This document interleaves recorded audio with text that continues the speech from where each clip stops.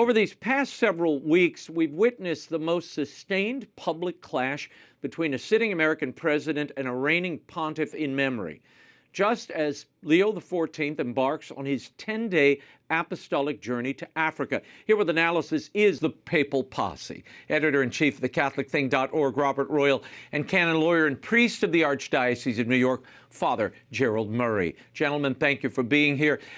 Before we get into this back and forth, Bob, I want to start with you. In modern memory, in your memory, have we ever seen a public spat like this between a pope and a president? No, I think it's utterly unprecedented. Even if there have been differences between the United States and the papacy, and there were during the Cold War, at least before John Paul II arrived in Rome, there was what was called Ostpolitik in the Vatican, which was very conciliatory toward communism. But usually if there was a difference, it took place behind closed doors. There was a public kind of presentation of everyone being respectful. This was just an explosion, and I think it's without precedent, probably in the whole history of the United States. Yeah, well, following a very tangential piece on 60 Minutes, which featured Cardinal Cupich, Cardinal McElroy, and Tobin, Trump unloaded not on the cardinals, but on the Pope, who I think he conflated with those cardinals' opinions of his administration and its policies. And he called the Pope very weak on crime, among other things. The president of the U.S. Bishops' Conference came to the Pope's defense. Archbishop Paul Coakley of Oklahoma City wrote, "I am disheartened that the president chose to write such disparaging words about the Holy Father. Pope Leo is not his rival, nor is the Pope a politician.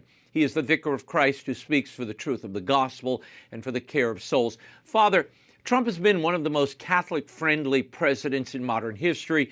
I mean, you have to objectively say he's responsible for overturning Roe v. Wade, or at least laying the groundwork for it. He defended religious liberty and continues to do so. How deep is this rift in the relationship between the Church and the White House, in your estimation?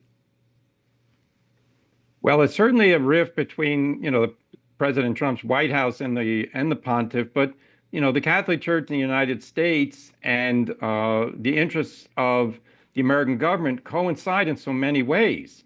And you mentioned the abortion thing. If President Trump is responsible for the nomination of the Supreme Court of the justices who overturned Roe v. Wade. And unlike President Biden, President Trump has defended religious liberty. And we're seeing now revelations of the abuses by the Department of Justice to go after pro-lifers. So there's a lot in common that we share to try and protect religious liberty and freedom.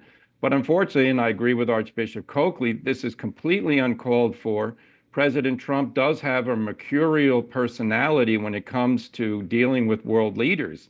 He issued disparaging remarks recently about Giorgia Meloni in Italy, the Prime Minister of Spain, the President of France. He's gone after Prime Minister Starmer in England. So I think he's in the mindset that world leaders have to fall in line with him. Otherwise, he's going to berate them. But the Pope is the vicar of Christ, the successor of Peter. He should not attack the religious leader of the Catholic Church simply because that leader does not agree with many of the things that President Trump is doing. He's got to learn to just sit there, smile, and take it. Well, and as we got into on the prayerful posse over on Arroyo Grande this week, and we do a deep dive into this, there is a media layer to this story. There is also possibly a partisan political operation at play under the surface that is driving and pushing this narrative. I see it, I'm watching PBS last night, I'm watching CNN last night, and they're featuring people who are just adding fuel to the fire, and I think, in my estimation, trying to position the Holy Father's comments as partisan or political in nature, which they may or may not be. But let's get into this. The Holy Father stood at the altar on Palm Sunday, and he called on warring parties, really all governments, to, quote, lay down arms, which raises an essential question. What about an unjust aggressor who has pledged to destroy a nation or maybe on the verge of developing or using a nuclear weapon? Bob, does the Pope's formulation, as morally admirable as it is, does it hold up against the specific facts on the ground in Iran in that case? Yeah, I think myself, this is only my own view, but I think at this point to just lay down arms would be a big mistake, because we have been able to at least curtail the Islamic Republic, as Iran is called, to a large degree. And it is a radical and very nasty and aggressive force, not only in the Middle East, but wherever it can display terror or induce anti-American activities. I mean, they call us the Great Satan, and they call Israel Little Satan. That said, though, I have to go back to what we said just before about the Pope. The Pope actually went out and talked about encouraging Catholics to go and talk with their legislators about promoting peace. Now, in a way, at a very high level of abstraction, I think that's okay. Popes are always going to call for peace and for negotiation rather than arms. But this is the one place in this unfortunate back and forth that it seemed to me that he may have made a misstep, because that's stepping outside of his role at saying what ought to be morally, spiritually, etc., and making specific political recommendations. So, look, there's much yet to be sorted out here, and let's hope that it happens soon. Yeah, and Bob is referencing when the Pope had his press gaggle outside of Castel Gandolfo, and he said, call your congressmen, call your legislators, tell them to come down on the side of peace and against this war. Well, that is taking a partisan side, and that's not just laying out a moral principle. And I think that's where a lot of the crosswires have been happening. It's the missteps and the overcorrections, I think, in this back and forth that have led to the moment that we're at now, where the media is just having a heyday. We have to address this question, Father, of just war theory, because I think it's at the heart of everything, and Catholics deserve clarity. The Catechism lays out the criteria: grave and lasting damage by an aggressor, last resort, reasonable chance of success, no greater evil produced after the war than what you're trying to prevent. And the USCCB issued a clarification on just war theory this week. Now, this came from the Doctrinal Committee. The entire USCCB did not vote on this. The Doctrinal Committee released this. They say, for over 1,000 years, the Catholic Church has taught just war theory, and it is that long tradition the Holy Father carefully references in his comments on war. A constant tenet of that 1,000-year tradition is a nation can only legitimately take up the sword in self-defense once all peace efforts have failed. That's a quote from the Catechism. That is, to be a just war, it must be a defense against another who actively wages war, which is what the Holy Father actually said. He does not listen to the prayers of those who wage war.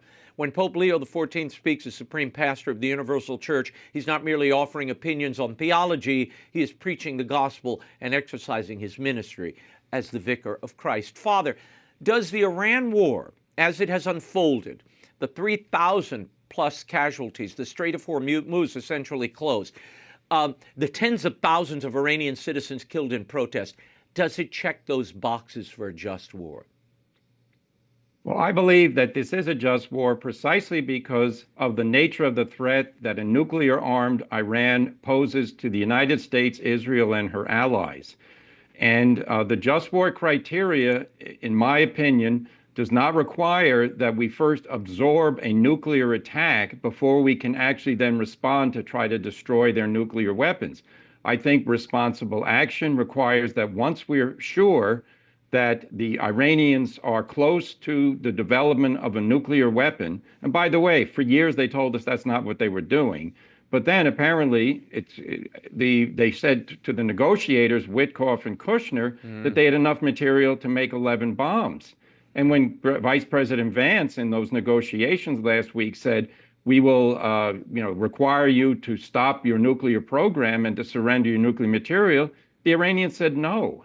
So Iran is a threat precisely because a nuclear-armed Iran is capable of doing tremendous harm to Israel, United States, and her allies, making use of such weapons. And that's not a risk that the American government can take. So I think it's a defensive action to prevent the acquisition of a nuclear bomb.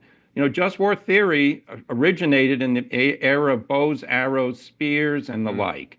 Now we have to deal with the fact that the mere possession of nuclear material close to bomb stage, that's an aggressive act by an opponent who who has told us all along they weren't going to do it, and they are doing it. So I believe it satisfied the criteria. Well, look, I've said this before. We've said this before.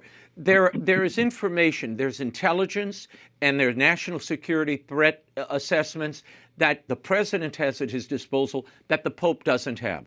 At the same time, there is the depth of Catholic moral teaching that the Pope has on his desk and in his purview that the president lacks. And I worry when they start preaching at each other about things beyond their charism, you get to the state of affairs where we're at. And the average Catholic sitting at home watching a 30-second soundbite on this can't frankly decipher it all, and it looks like the president beating up on the Pope or vice versa. It's bad for everybody. On April 14th, President Trump added to his social media conversation that he's been having with Pope Leo, and he said the following: "Will someone please tell Pope Leo that Iran has killed at least 42,000 innocent, completely unarmed protesters in the last 2 months, and that for Iran to have a nuclear bomb is absolutely unacceptable. Thank you for your attention to this matter." Bob, does the Pope's broader point hold that despite any harm done by Iran, this joint U.S.-Israeli conflict has produced evils disproportionate to the threat? No, I don't think so at all. And I regret that the Pope the president took this kind of dismissive tone as if the Pope doesn't already know how awful a regime Iran is. And I think that's pretty well understood in the Vatican. I think Father has raised the main point that, as I've said often, many things in modern technologies place a strain on our Catholic moral tradition. It's not only about nuclear weapons, it's in the biomedical field and elsewhere. But the main point here, and I think it's one that the Vatican is going to have to come to grips with, is that nuclear weapons and other weapons of mass destruction, even biological weapons and chemical weapons, these have changed the calculation. You can't allow a rogue regime to have any of these things because the destruction. Look, there was a war between Iraq and Iran several years ago, and 1 million people died even just using conventional weapons. So, whatever has happened now is regrettable. It could it have been done a different way? Of course it could. But at some point, a responsible person is going to have to make a decision about where things stand. I wish we had more information from our own administration in the United States, and maybe that will be forthcoming. I have a feeling that we'll be debating whether those facts are sufficient to justify what's happening. But at least we can see that there was potentiality of a threat here, and somebody has to decide at what point to address it. Do we wait until they have the bomb, or that they're going to use it, or they threaten to use it? I think all of that has to be factored into how we consider a move against a regime that has shown itself to be a terror regime. Father, today in Cameroon, the Pope said the following. We'll play this for you. Jesus told us, "Blessed are the peacemakers. But woe to those who manipulate religion in the very name of God for their own military, economic, or political gain, dragging that which is sacred into darkness and filth." Father, you know how this line is going to be used across the media and played by partisans here in the U.S. I think that he may have been pointedly addressing the Islamic-inspired horrors unfolding in Africa. Your thoughts? Well, certainly, I agree with the Pope that those who use religion to justify immoral violence through aggressive warfare against innocent people, that's wrong. And that's what we've been hearing from the ISIS and Al-Qaeda and Hezbollah and Hamas. They all justify their violence by saying that this is in fulfillment of their religious duties. And that's wrong. That cannot be used. On the other hand, is it possible to justify just war on the basis of divine principles? In other words, that the moral law teaches you must love your neighbor and defend the innocent. And people say it's a godly thing to defend the innocent. And therefore, taking up arms to do it when the innocent are threatened with death by an evil aggressor, that's a good thing, and it should be recognized as such. I served as a Navy chaplain, and I saw the dedication of our sailors and Marines, and I understand precisely why they're there. They're there not because they look forward to killing people and hating the enemy. They're there because they love their country, they love their families, they love their neighbors, and they want to protect them against people such as, and we can clearly say, the Iranian regime, which has, as Bob and others have been pointing out, you, Raymond, they've been waging this war for 47 years, killing Americans at many, many places. Horrendous terrorist regime. Yeah, well, there is a danger, I think, and I've heard from a lot of servicemen over the last few weeks since we've been covering this story. And some of these guys are serving in the field, gentlemen and viewers. And they're Catholic, they're dedicated to their country and their faith. And they feel at sea here because in their estimation, in some of their letters, they say, we feel like the hierarchy is totally abandoning us, like we're the bad guys.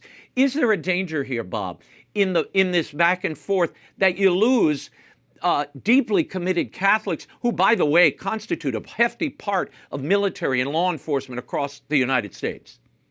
Yeah, and that's always, of course, been the case in recent years in America. Yeah, and unfortunately, it does put our sailors, our soldiers, our Navy into all kinds of moral problems that they're really not in a position to resolve. I mean, all they know is what their superiors are telling them. And it's true. I'm glad you raised this point, Raymond, that the Pope, although it may be that his words will be twisted to make it look like he's talking about the United States. When he's talking about a religious justification, and there have been unfortunately some remarks within the Trump administration that kind of pointed in that direction.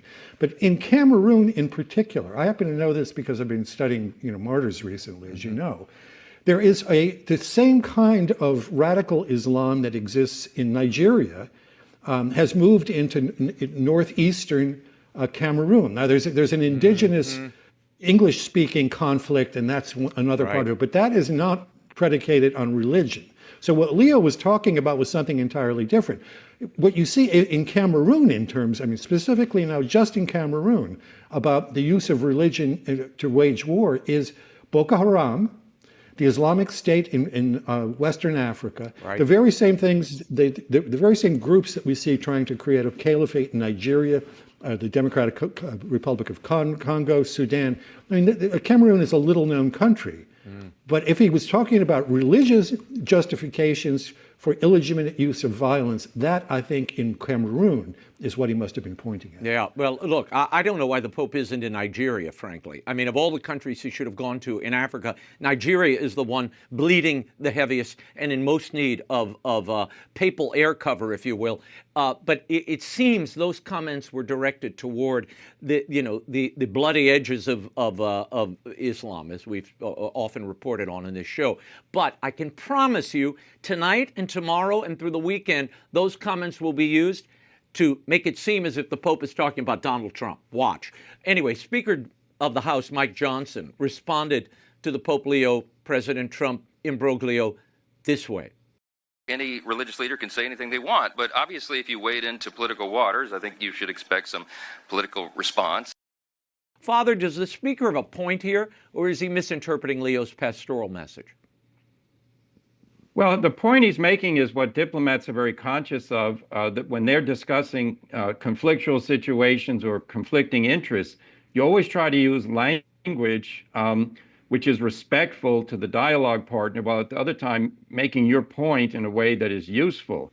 Now, there is a certain amount of diplomatic language that has to be used between the Holy See and various governments. On the other hand, President Trump has to recognize if the Pope preaches the gospel and says things that the president doesn't agree with, well, he's just got to have to sit there and say, okay, he's a religious leader. He's doing his duty. I'm going to be respectful to that. President Trump can say it's not going to influence the way I act. And I would say to the president, well, be careful, because a lot of what the Pope says is good. You don't have to agree with his point, lay down arms. I agree with Bob. That would be a disaster right now. Leaving the nuclear material in the possession of the Iranian regime, that was the purpose of this war. And, not to pursue that end to the end, I think would be viewed as a defeat and certainly a strengthening of the Islamic regime. So, yeah, it's always complicated, but the President of the United States has to realize his words carry a lot of influence. He should not go after the Pope in the way he did. If he disagrees, send him a memo, be respectful, but don't attack him and say you don't. The only reason you're Pope is because I got elected, Yeah. and then the cardinals chose you to oppose me. It's nonsense. And Bob, there is that tension there between Archbishop Coakley said, no, this is the Pope expressing the gospel as is his prerogative as the vicar of Christ. Yes. But he's also giving his opinion at a press scrum on his way up Castel Gandolfo, and it did sound like lobbying when you say, hey, call your congressman, call your representatives, tell them this. That's a personal opinion. That's not ex cathedra teaching, Bob. Yeah, one of my worries about this is, when a pope speaks, he is speaking out of the tradition of the Catholic Church. Yeah. So, Leo has talked about abortion, for example. He's talked about the horrors of abortion, which I assume is something that President Trump applauds because he himself has been trying to restrict abortion in the United States. But he's not speaking there as a politician. He's speaking as an authoritative voice of Catholicism.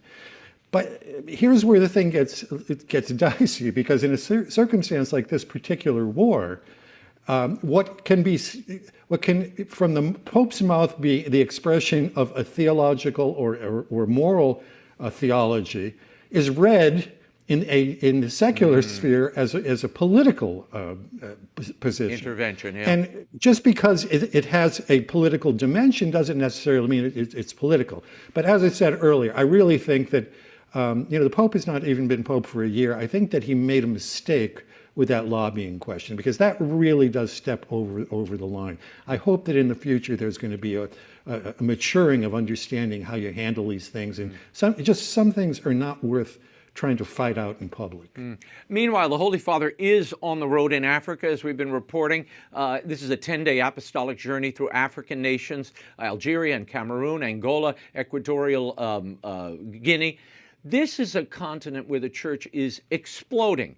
Africa's population is expected to reach 2.5 billion people by 2050, and the church is growing with it.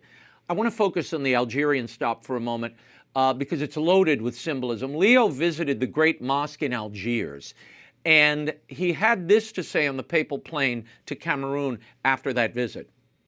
I think the visit to the mosque was significant to say that although we have different beliefs, we have different ways of worshiping, we have different ways of living, we can live together in peace.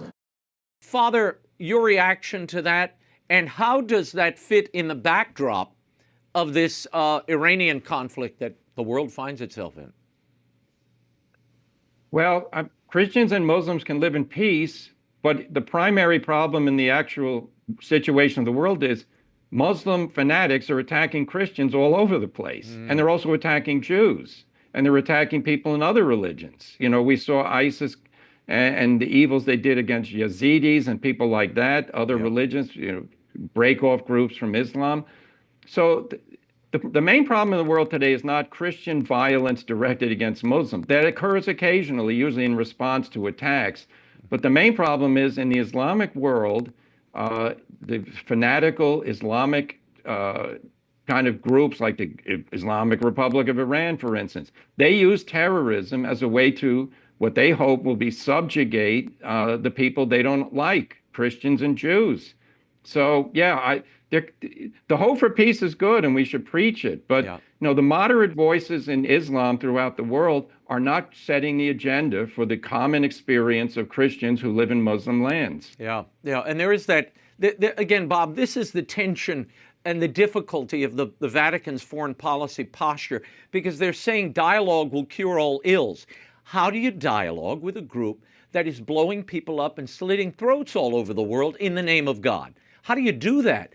And it seems to me, I know it's easy to critique Trump because he's not going to blow up your church next weekend. It's harder to critique Islam, and I guess easier to walk into the mosque and, face east. Yeah, the asymmetry here is just incredible, because it's quite true that the greatest religious violence that occurs in the world these days is radical Islam attacking other religions. So I wish that it were possible for the Vatican to speak out more directly. The Pope did speak out about the 18 martyrs in Algeria that have been killed since about the 1990s, I think, is these 18, including those 7 Trappists who were beheaded in that famous incident in Tiberine. But look, I just spoke with a woman of Turkish background who I think has converted to Christianity this past week. And she's an expert on what happens to Christians inside of Islamic countries. And she told me that over 50 churches in Algeria alone have been shuttered in the past few years. And there also is pressure put on even trying to have prayers in places that the government doesn't want you to have. I asked her whether it was possible to have regular services inside that beautiful church in Algiers itself. She wasn't exactly sure about that. So whatever kind of live and let live the Pope is trying to promote, if we were really going to be truthful about this, we would have to turn to the other guys and say, hey, wait a minute. We're willing to live with you. Are you willing to live with us? Because from what we can see, maybe not all of you are as radical as these guys that are now coming out in various countries, but it seems like your faith, and I don't think I will hear a Pope say this, but the faith going all the way back to Muhammad, who was himself a warlord, who conquered various cities in the course of developing Islam. It's a very different kind of religion than Christianity. And I think the jury is out about whether those particular 2 religions can live and let live. Well, I have to say, the last pontiff who spoke authoritatively and clearly on this was Pope Benedict. And you remember the hell he caught for speaking so forthrightly about the sword of Islam, and the only innovations Islam ever gave us were deadly ones. Those are hard truths to lay down. One hopes the Pope will do that in a gentle way, but find a way to do that in days ahead. Gentlemen, before we run out of time, I have to bring to everybody's attention a story unfolding in the Southern District of New York. The Dominican Sisters of Hawthorne, they run a nursing facility called Rosary Hill Home in Westchester County. Father Murray's very familiar with it. They've been serving the poor and dying for over 100 years with complaints. Now, the state of New York is threatening them with fines, license revocation, and potentially imprisonment if they don't comply with a law that requires them to use residents' preferred pronouns and assign rooms based on gender identity. They want the sisters to undergo mandatory cultural competency training in gender ideology. The sisters filed a suit on April 7th. Father, what is the law actually requiring of these women? And why aren't their religious conscientious objections being respected, as are other groups in New York? Yeah, this is further harassment. It is disgusting that the state of New York would use their bureaucratic hammer to attack nuns who are caring for cancer victims. This is ridiculous. Again, it's the sensitivity crowd. They demand that you be sensitive to them, and they are completely insensitive to anything you do. No, I applaud those sisters. Can you imagine that nuns who are taking care of people who are dying of cancer, they are being told, you've got to basically undergo brainwashing so that we can convince you that a man who pretends to be a woman should be admitted into the female bathroom and showers at your facility. This is absurd. It's pathetic that the governor of New York, who is a Catholic, would countenance the bureaucracy doing anything like this. I mean, we already won in the Supreme Court about the contraceptive mandate. They're just trying to relitigate that whole thing now on a state level. This case should be removed. The nuns should be given immediate relief from the courts about this, and then the case should be dismissed, and the procedures being carried out by the bureaucracy have to be outlawed, because it is a horrendous violation of religious liberty. Yeah, Bob, the wacky thing here, the New York governor, Kathy Hochul, who Father just mentioned, she's a Catholic. That's who signed this into law. And the law contains an exemption for the Church of Christ scientists because their faith involves healing through prayer alone. But these Catholic sisters who've cared for these indigent dying for a century are given no exemption. What does it tell you about the state of religious freedom in 2026 in New York? And where do you think this will end up should it go to the Supreme Court? Well, I'm pretty confident that once it goes to the court, the religious liberty of those sisters is going to be upheld, because it's traditionally, very often these are 9-0 votes, because people at that level recognize what's going to happen if you begin to hinder one religion from saying something. But I want to point to the fact that this is an anti-Catholic thing. At least that's the way it seems to me. I grew up in Connecticut, near New York. I don't know it as well as Father does. I've been living in the D.C. area for many years now. But it always strikes me that you don't see, for example, the state of New York going after Muslims. I have no doubt that Muslims say all sorts of things about homosexuals and abortion and whatever else they believe that's similar to what Catholics believe. But do they ever find the state of New York coming down on them? Of course it wouldn't. Yeah. And there are even some Protestant denominations that would agree with us on some of these issues. So the attack on the Catholic Church, I think, is in some ways a badge of honor, because they know that we are the ones who are still the bearers of the classical moral and religious tradition in the West.